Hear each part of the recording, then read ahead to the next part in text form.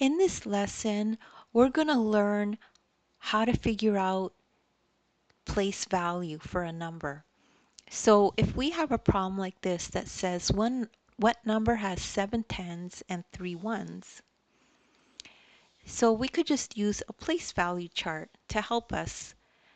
This is the tens column and this is the ones column. So this problem is telling us that we have 7 tens and 3 ones.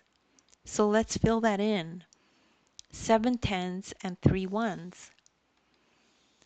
So now we could just simply write out the number. The number is 73. 7 tens and 3 ones. And that's the end of this lesson. And don't worry if you don't get this right away. I have resources in the description. I have links to other videos of mine that are like this, so you could just check those out as well.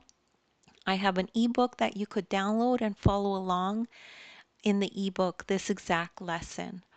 And don't worry if you don't get this right away, you're probably just one explanation away from getting it.